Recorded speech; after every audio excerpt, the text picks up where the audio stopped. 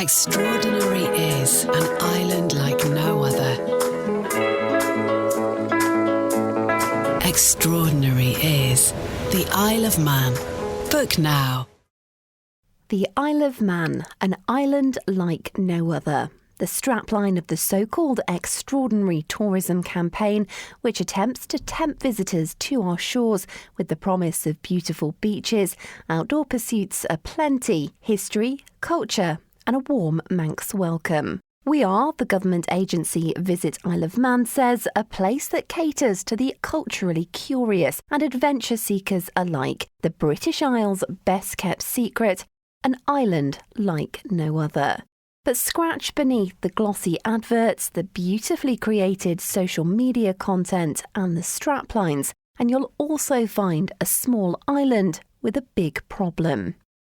I'm Tessa Hawley, and you're listening to an episode of Island Life which will show you just that, another side of life on the Isle of Man.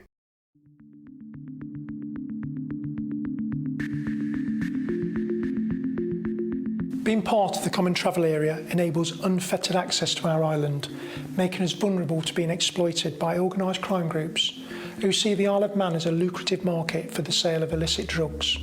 This is not a victimless crime. In order to conduct their illegal activities with the least risk to themselves, the organised criminal groups in the UK and here locally target young and vulnerable people and exploit them using coercion, intimidation or even violence, which ultimately forces them into a life of crime. The sale of drugs not only leads to violence and harm, but it also destroys communities. Tackling criminality is one of the key policing purposes outlined in the Constabulary's policing strategy and is reinforced in the policing plan, which has highlighted tackling serious and organised crime as a priority for the Minister for Justice and Home Affairs. The Isle of Man and Constabulary have realigned their finite resources to proactively target key members of organised crime groups, disrupting and dismantling their empires, seizing significant amounts of drugs before they hit the streets, and taking cash which has been acquired as proceeds from such criminality. As you will have already seen in the media, some of the criminals in these higher echelons of organised crime groups have had significant prison sentences imposed, which should be seen as a deterrent, insomuch as we will not tolerate such criminality as a society here in the Isle of Man. The voice you've just heard is that of the Chief Constable of the Isle of Man Constabulary. Russ Foster was appointed in April 2023 and made tackling organised criminality one of his top priorities, in particular pursuing those who were trying to exploit the island through drug trafficking. And whilst the headlines write themselves when someone from the United Kingdom is caught getting off the boat with a boot full of Class A rather than a suitcase of holiday clothes and a bucket and spade, it wasn't just these drug tourists that were on the hit list. Over the course of the last year, police on the Isle of Man, working with their counterparts in Merseyside, started a huge covert operation, the first in many years, to try and disrupt the sale of the substances that were finding their way to Manx shores. Because the drugs that are trafficked onto the island, whether that be by sea or air, have to be sold on by someone. Operation Nightjar saw undercover officers target local people in bars and pubs between July and November 2023. Posing as people who wanted to buy cocaine or sniff, the covert officers sought out people who would supply them with it, in many cases using social media, including Snapchat and WhatsApp. As a result of the operation and the covert evidence gathered from it, enforcement action was taken against 16 men and 2 women. And a new glossy video was shared on social media, this time not promoting the island as a tourist destination, but one showing the reality of an island with a disturbing prevalence of cocaine. One of the strands we needed to tackle as an organisation was the prevalence of Class A drugs being sold throughout the nighttime economy. Our data shows that not only does this illegal activity increase the levels of harm and violence on the island, with a large proportion of our serious assaults being drug-related, but it ultimately sees a greater financial yield with limited risk to organised crime groups targeting our island. As a comparison, the price of cocaine on the streets of the Isle of Man is 3 times the price of cocaine on the streets of Merseyside. Throughout the latter part of 2023, the Isle of Man Constabulary, working in partnership with the North West Regional Organised Crime Unit, have engaged in a covert operation with the objective of identifying individuals actively dealing Class A drugs throughout the nighttime economy, predominantly in or around licensed premises. This operation was successful in that evidence was gained identifying in excess of 20 local individuals responsible for either dealing Class A drugs or involved in facilitating drug deals. Between the 30th of January and the 8th of February this year, the Isle of Man Constabulary were engaged in the enforcement phase of this operation, and 21 local suspects were arrested on suspicion of offences under the Misuse of Drugs Act. Tackling organised criminality will remain one of the Constabulary's top priorities. And together with other law enforcement agencies, we will continue to relentlessly pursue people trying to exploit our island, and we will endeavour to make the Isle of Man a hostile environment for such criminality to thrive. We will continue to proactively target criminals using the maritime port and airport, mail coming into the island, small boats and local drug dealers, particularly those exploiting children and vulnerable people. What followed after those arrests at the start of the year was the largest mass sentencing exercise to ever have taken place on the island. 11 people were jailed with prison sentences totalling more than 30 years handed out. Detective Chief Inspector Michelle McKillop was in charge of Operation Nightjar. We've seen an increase in the prevalence of controlled drugs on the streets of the Isle of Man. In addition to that, we've seen an increase in the severity of assaults which are drug related, and it was quite clear that anecdotally to us we thought we might have a problem, which is increasing with society's attitude towards drugs as well and drug use. So we decided to utilise a covert operation so we could establish what the intelligence picture actually looked like on the streets of Douglas in the nighttime economy. And that covert operation was run in conjunction with colleagues in the UK, is that correct?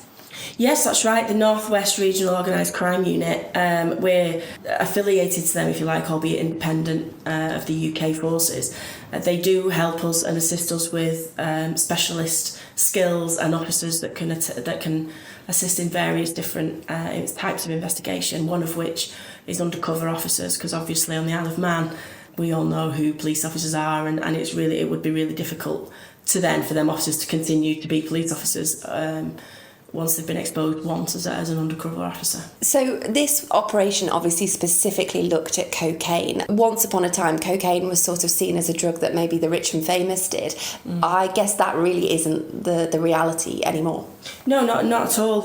Cocaine is actually probably as prevalent as cannabis, I would say. Cocaine is the go-to social drug. There are people from all walks of life that will use cocaine. It isn't specific to any particular type of person or any type of culture, and it seems more and more socially acceptable to take cocaine without a second thought. I mean, like you say, back in the 80s it was a high-end celebrities only kind of drug and you couldn't really get your hands on it. Now it's easily accessible. It comes into our island very easily, and when you look at the cost of controlled drugs in the UK, it's 3 times less the price as it is on the Isle of Man. But people still source it and people still want to have a night out on it. And people will use it socially, but then people will also become addicted to it. And many of the defendants in this case definitely didn't look like your stereotypical drug dealer or drug user. And actually, for many of them, they had good jobs, they had stable home lives. They were good, productive members of society, bar the fact that they were involved in the supply of Class A drugs. Yeah, and this really surprised me. I expected a number of individuals that I know of, within the drugs fraternity, to be the ones out on the streets dealing, and I was quite surprised at the names that were coming in. The individuals, and like you say, people had families, they've got jobs, and for all intents and purposes they contribute to society, but they're dealing Class A controlled drugs, which is really dangerous to our society on the whole. And it's not just about, someone's night out, they have a great night, go home, go back to work on the Monday. The effects that cocaine has on individuals when you take it physically. Not only that, but then people will steal to it for it. People will prefer to spend their money on that than other things. There'll be serious assaults, as I said before. The assaults and the prevalence of serious assaults with weapons and drug enforcement has increased on the island. So, people are getting physically injured over this. And there's not many people on the Isle of Man who are making massive amounts of money from this. The people that are making a lot of money are in the UK or further afield. The people here that we would call the bigger fish, if you like, on the island, we're targeting them as well with everything that we can in all the powers we've got to do that. Because I think one of the points that was picked up during the sentencing of this operation by many of the advocates were that these were sort of the lowest level of the chain, and I think they described it as the big fish weren't there appearing in court. Yeah. I guess from the police's perspective, though, the two have to run hand in hand. You don't have the big fish without the little fish dealing it on the streets. Yeah. Whilst we're focusing on Operation Nightjar, at the same time we're also focusing, I've got a specific team that will look at covertly targeting what you would call our big fish. We're targeting them because they're the ones that will exploit younger people to deal drugs. They're not stupid enough to go on the street and start dealing drugs to people that pass by. That's not how it works. You won't find a higher end drug dealer who organises the importation, who organises the money laundering, to be out on the street dealing the drugs themselves, because that's high risk, low reward. They don't care about the people that are dealing the drugs. They will go out and they will send other people out to do their dirty work, if you like, and they will concentrate on making money for themselves. And as I say, they are making money, don't get me wrong, that there's a lot of money, but there's a lot of high risk involved. But the bigger fish are in the UK, and so we need to work jointly with the ROCU. We work with the NCA, and increasingly so.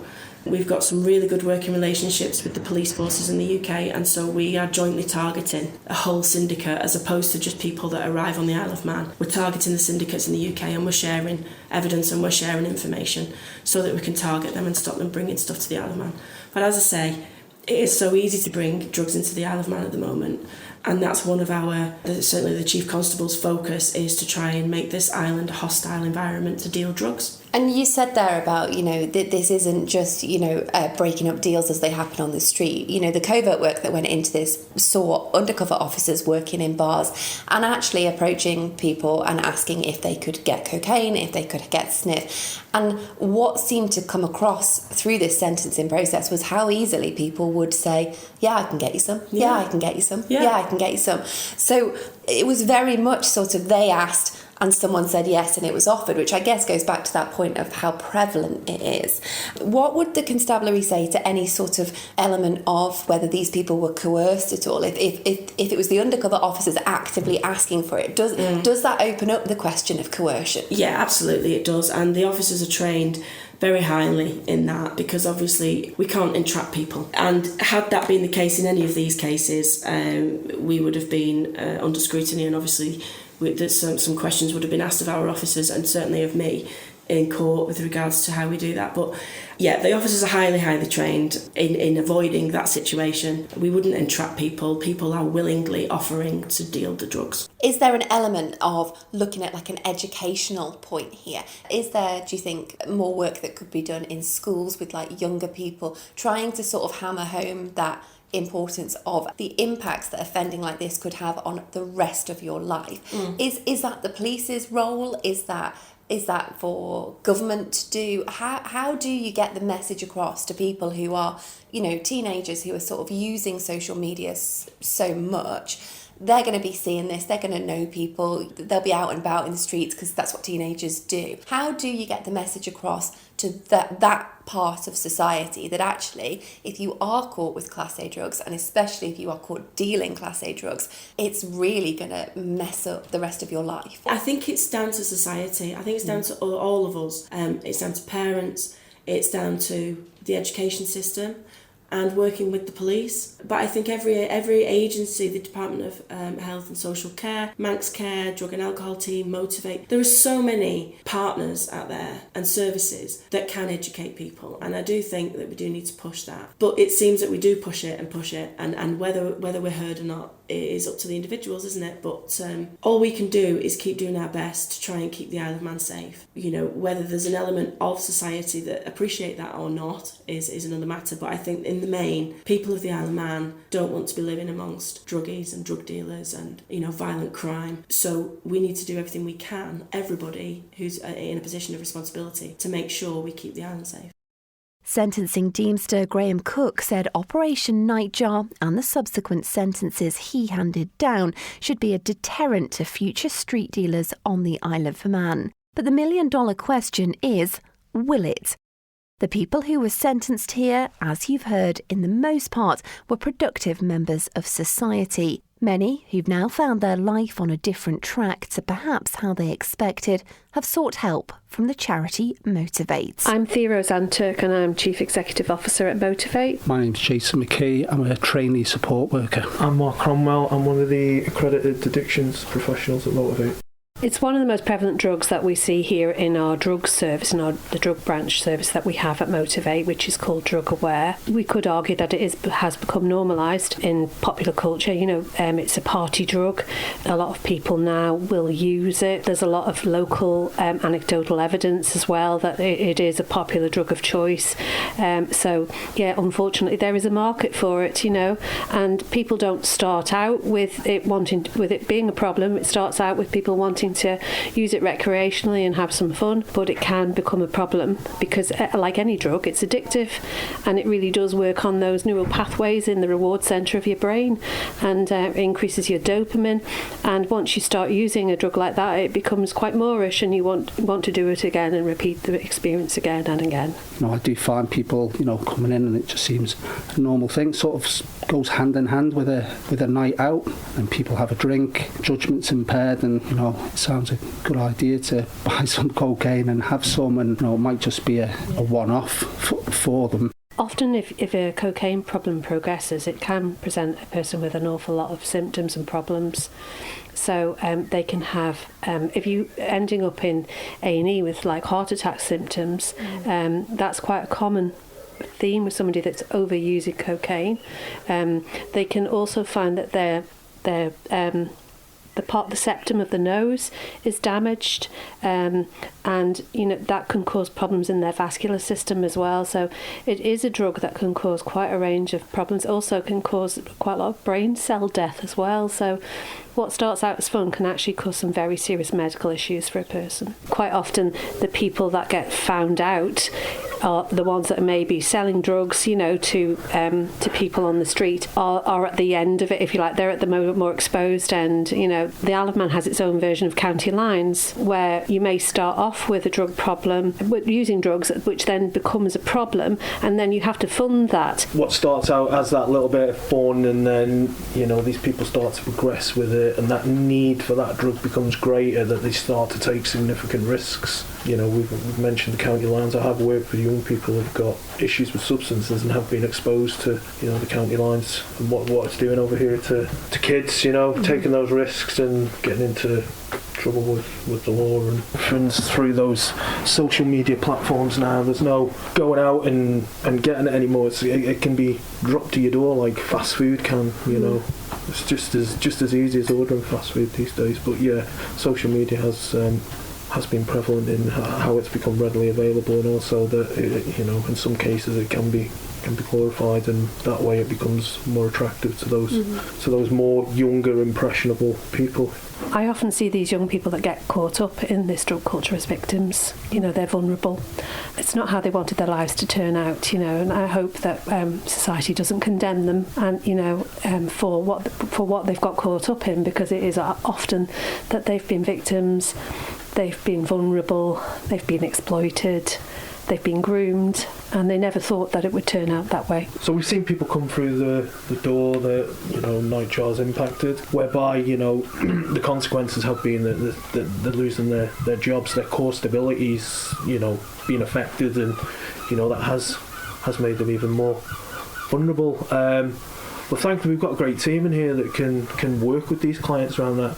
One of the big things that come up before was, like, we need to educate them around, obviously, their drug use, the impacts on them, the people around them, and also the community at large, which is, you know, why they've been diverted down a criminal justice route, you know. One of the useful things I like to use with clients that come in here is looking at their values, what they value in their life, and they'll sit here and they'll tell you that they value their family and their relationships and their work and their finances and their health. Where's that substance use in there? And when we put that to them, they're generally putting that at the top of their list, and it's overriding all those factors in their life, you know. And we can put these people on Jeremy Kyle or pass the lie detector test in regards to their values, but they're failing to mention, and that can plant the seed for a lot of people. And, you know, people will go, hang on a minute, you know, I really need to change this behaviour. So then we work with them then to reduce the harm. Obviously, when a young person or any person gets involved in criminality in relation to drugs, and they end up seeing themselves going through the court processes,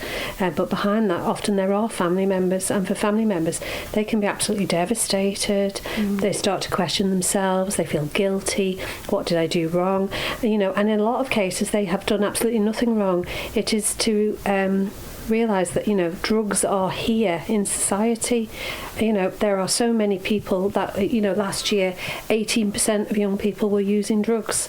That came from NHS Digital, which is the government in the UK statistics. And before COVID it was even higher than that. It was like nearly 25%.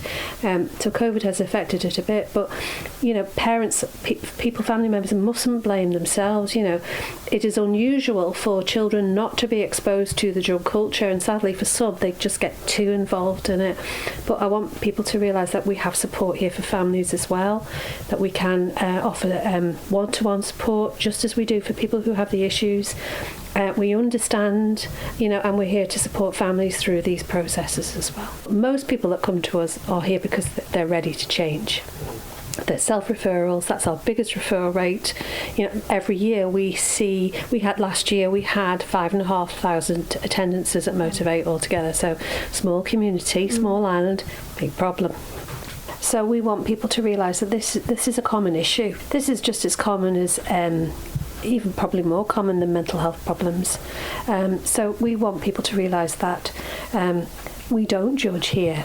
We want people to be able to speak out and say how it is. That's why we have people who work here who have that lived experience, because they give a very powerful message to people walking through the doors that actually you can change. And not only can you change, but you can even find a very productive job on the end of it as well. So it's very important that we now start to talk about this as something that's common. It happens to lots of people, it happens to lots of families.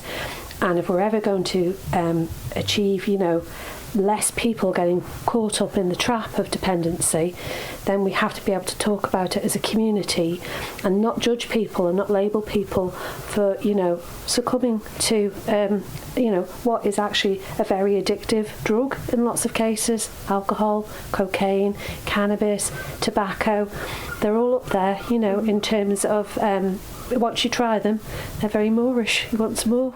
We are free and we're confidential. So we even have a free phone number that you can call, which is 0808 1624 627. You can email us at contact@motivate.im. You can find us on social media and you can message us on there as well. We are open Monday to Friday. We have some evening clinics as well. So get in touch. We're here to help. We don't judge, we don't label, and we are absolutely confidential. You can find the full details of Operation Nightjar and the details of the sentences handed down as part of it at manxradio.com. There you'll also find the contact details for Motivate. And so, to those near and far, those considering travelling to the island and those that live here, the final message from our extraordinary island from DCI McKillop. Have you actually thought about what you're doing, or do you just not care? And I suppose that's a question for society, really. Now, the Deemster said this has to act as a deterrent. Do you think that it will do that? I think for a short while, it will act as a deterrent. Certainly, we wouldn't be running another operation like this sort of tomorrow, because I think people will think about what they're doing and try and do it a little bit more cute. I think people will just change the way that they do it until they get confident again. As I say, it was about a decade ago when we did an undercover operation on the island. It's not something you can do every day or every week. I don't think it will stop people. As I say, people want to use cocaine and the prevalence of it is quite apparent. The society's approach to it is apparent to me. And also, as I said before, you can get it. The people are getting drugs onto the island very, very easily. You know, it's coming in on the planes, it's coming in on the boat, it's coming in on or in people, it's coming in the fishing boats bringing it in. We've had that. We've also got parcels coming in. So any which way you could get something into the Isle of Man, our borders are porous at the moment, and we really need to address that, because if we don't address that, we're not going to be able to stop this. We're not going to be able to reduce it. It's too easy. What I will say, however, is people that do bring drugs to the Isle of Man, you have to be lucky every time they do it. We only have to be lucky once. And I think the sentencing on the Isle of Man compared to the UK, when you are caught committing these crimes, should provide as a deterrent. Extraordinary is an island like no other. Extraordinary is the Isle of Man.